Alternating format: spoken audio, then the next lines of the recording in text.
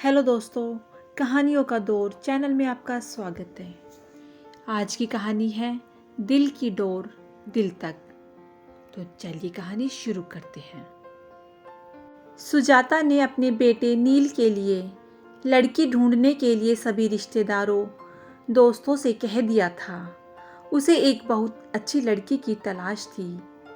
वह अपने पति राघव से इसी बात की चर्चा करती कि जब दुल्हन इस घर में आएगी तो घर कितना खुशहाल हो जाएगा। चांद सा टुकड़ा लाऊंगी अपने राजकुमार के लिए।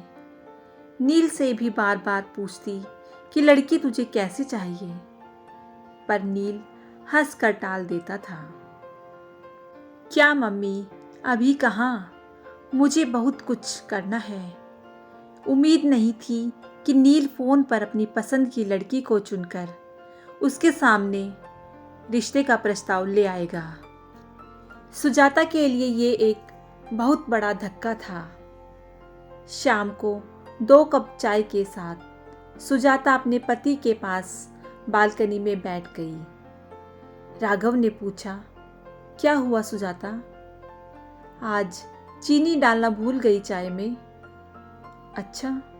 सुजाता का ध्यान विचारों से हटकर चाय की तरफ गया। मैंने ध्यान ही नहीं दिया, अभी लाती हूँ। सुजाता चाय के लिए चीनी लेकर आई और चम्मच से कप में घुमाकर मिलाती जा रही थी। पता नहीं कैसी होगी नील की पसंद, हमसे घुलेगी मिलेगी कि नहीं। मन ही मन उधेड़-बुन में लगी थी। राघव ने कहा, बड़ी चुप चुप हो, क्या बात है? नहीं, ऐसा कुछ नहीं है। आज सुबह नील का फ़ोन आया था। उसने बताया कि माँ, आपको लड़की देखने की ज़रूरत नहीं है, मैंने लड़की पसंद कर ली है। सुजाता के पति को जब उसने नील से हुई बातचीत के बारे में बताया तो वो पूछने लगे कि अच्छा कौन है लड़की, कहाँ से है, क्या करती है? कुछ पूछा नहीं तुमने? सुजाता ने जवाब दिया, नहीं, मैंने सोचा मिलकर बात करेंगे, कल आ रहा है। अगले दिन नील की पसंद का नाश्ता और खाना बनाकर फुर्सत से जैसे ही बैठी तभी नील आ पहुंचा। आते ही मम्मा मम्मा करता हुआ गले से लिपट गया। क्या बात है, आज बड़ा खुश है, सुजाता ने बोला। इस पर वो कहने लगा कि मैंने आपको माही के बारे में कल बताया था ना, यह देखिए उसकी फोटो। कुछ घबराई नज़रों से फोटो को देखने लगी।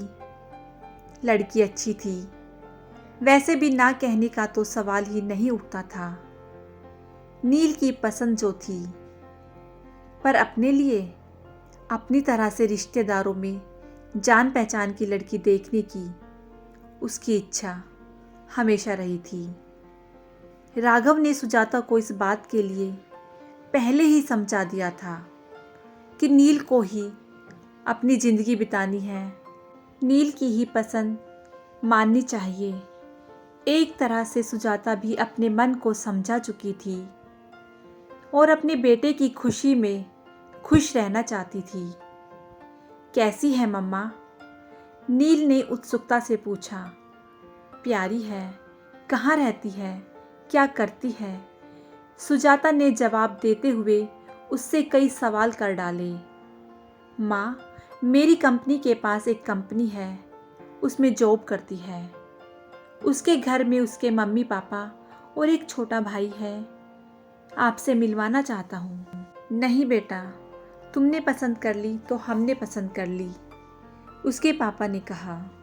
उसके मम्मी पापा से बात कर ले, फिर इस रिश्ते को आगे बढ़ाएंगे। नील ये सुनकर बहुत खुश हुआ और माही के मम्मी पापा का नंबर तुरंत अपने मम्मी पापा को दे दिया। कुछ दिन बाद दोनों का रिश्ता पक्का कर दिया गया। माही सांवले रंग रूप की थी। हाँ, आंखें ज़रूर बड़ी थी, लेकिन उसे देखकर सुजाता को लगा कि मैं तो इससे अच्छी ढूंढ कर लाती। गोरी चिट्टी पर मन मसोस कर रह गई। सगाई धूमधाम से हुई, शादी भी हो गई, पर सुजाता को चिंता थी कि कोई मेहमान बहू के सांवले रंग पर कुछ बोल न दे। लेकिन उसने देखा माही के चेहरे पर एक मुस्कान रहती थी। दुल्हन थी माही, पर फिर भी सबका ध्यान रख रही थी। आपने पानी लिया, कुछ खाया, सब रिश्तेदार तारीफ करते नहीं थक रहे थे, पर माही ज़्यादा बोलती नहीं थी। शायद उसकी आदत ही ऐसी थी, कम बोलना। सुजाता को माही से ज़्यादा बातें करने का समय नहीं मिला। पहले मेहमान रहे, फिर वह हनीमून पर चले गए। वहाँ से लौटे तो दोनों की छुट्टियाँ खत्म हो गई थी और दोनों दिल्ली लौट गए। नील ने 2 कमरों का एक मकान किराए पर लिया हुआ था। माही और वह दोनों साथ ही निकलते थे। दोनों की कंपनी पास पास थी। फ़ोन पर थोड़ी बहुत बात हो जाती थी, क्योंकि सुजाता को हमेशा राघव से माही की ही बात करनी होती थी। वह हमेशा कहती, माही शायद हमें पसंद नहीं करती। सुजाता को शिकायत होती थी कि वो दोनों घर नहीं आते। इस पर उसके पति राघव उसे समझा देते कि उनको छुट्टी नहीं मिल रही होगी। अभी शादी पर इतनी सारी छुट्टियां ली हैं, पर सुजाता के मन में एक डर था। बिना जान पहचान शादी हुई है। माही के कम बोलने की आदत की वजह से सुजाता और माही शादी होने के बावजूद भी एक दूसरे को ज़्यादा करीब से नहीं जान पाए थे। एक दिन नील ने फ़ोन किया और कहा, आप और पापा कुछ दिन के लिए आ जाओ। हम दोनों को छुट्टी नहीं मिल रही है, लेकिन आप लोग यहाँ आ जाइए, साथ मिलकर रहेंगे। सुजाता ने बहुत आनाकानी करते हुए मना किया, नहीं अभी नहीं, फिर कभी। लेकिन नील मानने को तैयार ही नहीं था। अच्छा, तेरे पापा से पूछकर बताऊंगी। राघव के हाँ कहने पर सुजाता की खुशी बढ़ गई और उसने एक लिस्ट तैयार कर ली कि क्या क्या राघव के साथ वह बाजार से जाकर नील की पसंद का लेगी। माही की भी खाने पीने की पसंद उसे पता चल चुकी थी, इसलिए उसने लड्डू, पंजीरी और घर का भी काफ़ी सामान बना लिया था और बाजार से उनके लिए शर्ट और सूट खरीद लाई थी। आखिर पहली बार बेटे और बहू के पास रहने जा रही थी। राघव और सुजाता टैक्सी करके दिल्ली पहुंच गए। सुजाता सोचने लगी, माही ऑफिस गई होगी, छुट्टी तो ली नहीं होगी। दरवाजे पर ताला नहीं था। सुजाता को अच्छा महसूस हुआ। डोरबेल बजाते ही माही ने पैर छुए और नाश्ता और चाय लेकर आ गई। माही ने कहा कि आप नहा धोकर कपड़े बदल लीजिए, मैं थोड़ी देर में खाना लाती हूँ। सामने नया टॉवल रख दिया। ये देखकर राघव मुस्कुराए। थोड़ी टेढ़ी निगाह से सुजाता थोड़ी सी मुस्कुराहट के साथ नजरें नीची करके नाश्ता करने लगी। देखा, बहू कितनी समझदार है। राघव के ये कहने पर सुजाता कुछ नहीं बोली। कहती भी क्या।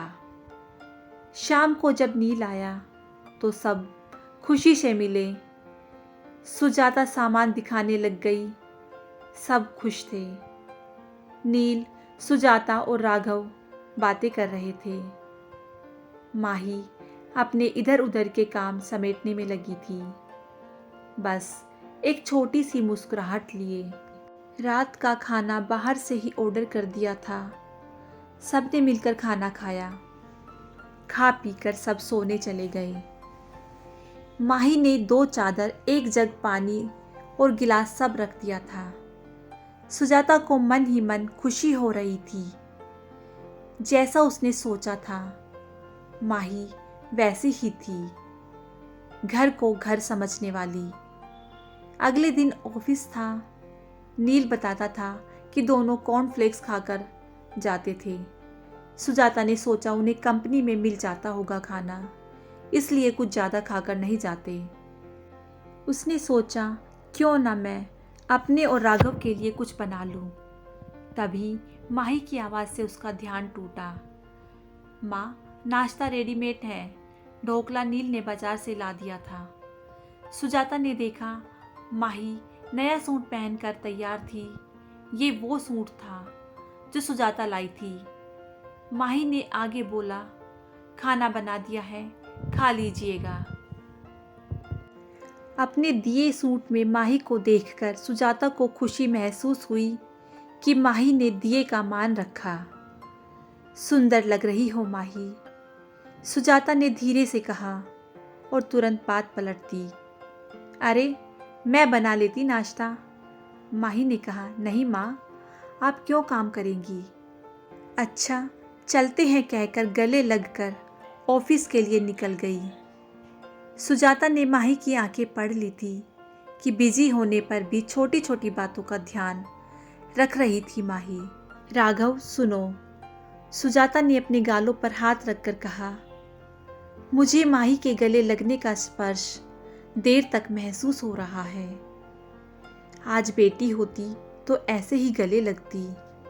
राघव ने भी अखबार पढ़ते पढ़ते भावुक दिल से कहा। लेकिन अगले दिन राघव से सुजाता कहने लगी, क्या फ़ायदा आने का, दोनों के पास छुट्टी भी नहीं है और टाइम भी नहीं बिता पाते हमारे साथ। राघव ने भी हाँ में हाँ मिला दी। सुजाता कहने लगी कि 1-2 दिन में हम चले जाएंगे। अगले दिन माही सुबह ही नाश्ता बनाने में लग गई। सुजाता ने माही से कहा, तुम तैयार हो जाओ, ये मैं कर लूँगी। नहीं माँ, आज शुक्रवार है, हम दोनों ने छुट्टी ली है और शनिवार और इतवार की तो छुट्टी होती ही है। हम 3 दिन आपको ये शहर घुमा देंगे। मन ही मन सुजाता मुस्कुरा रही थी कि बेटे बहू के साथ पूरा दिन बिताएंगे। चारों घूमने निकल गए। जहाँ भी संभल कर चलना होता, माही तुरंत सुजाता का हाथ पकड़ लेती। 3 दिन कैसे बीत गए पता ही नहीं चला। अगले दिन सुजाता सुबह ही उठकर रसोई में आ गई। माही तुरंत बोली, मम्मी जी कुछ चाहिए?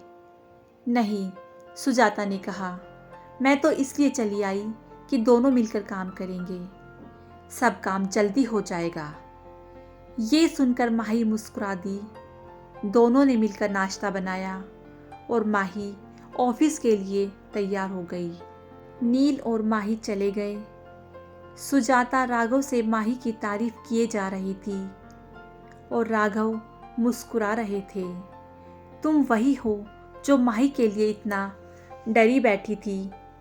सुजाता धीरे से मुस्कुरा दी थी। शाम को नील और माही ऑफिस से आए। खाना खाते समय राघव ने कहा, नील, हम कल जाने की सोच रहे हैं। नील ने कहा, अभी तो कुछ और दिन रुको पापा, अभी तो मन लग रहा है। क्या आप अकेला तो महसूस नहीं कर रहे हैं? नहीं नील बेटा, तुम्हारी मम्मी साथ है ना, तो दिन आराम से कट जाता है। कभी टीवी देख लेते हैं और कभी अखबार पढ़ लेते हैं। ऐसे में समय का पता ही नहीं चलता। नील ने कहा, तो फिर क्यों जाना है?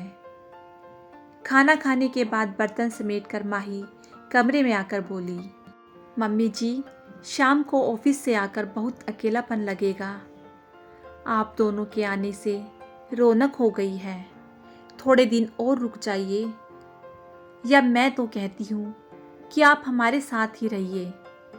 वैसे भी अब पापा जी रिटायर हो गए हैं, कोई काम नहीं है। आप दोनों का ध्यान हम पास रहकर ज़्यादा अच्छे से रख पाएंगे। जो माही बोलती नहीं थी, वह आज बड़ी बड़ी बातें कर रही थी। राघव और सुजाता एक दूसरे को देखकर मुस्कुरा रहे थे। सुजाता ने माही के पास आकर उसका हाथ अपने हाथों में ले लिया और कहने लगी कि कितना ध्यान रखती हो तुम हम सबका। नील बड़ा किस्मत वाला है जो हमें एक अच्छी बहू मिली। इतनी अच्छी तो मैं भी नहीं ढूंढ पाती। ये सुनकर माही सुजाता के गले लग गई। माही बोली, मम्मी जी, मैं भी किस्मत वाली हूँ जो ऐसा परिवार मिला। प्यार और अपनेपन की वजह से दिल की बात दिल तक पहुँच गई थी। आज दोनों के रिश्तों में बदलाव आया। तो दोस्तों, समझदारी और प्यार से रिश्ते मजबूत होते हैं। तो आपको ये कहानी कैसी लगी, मुझे कमेंट करके ज़रूर बताइएगा। यदि आपको ये कहानी अच्छी लगी हो तो कहानी को लाइक कीजिएगा, शेयर कीजिएगा और मेरे चैनल को सब्सक्राइब करना बिल्कुल ना भूलिएगा। कहानी सुनने के लिए बहुत बहुत धन्यवाद।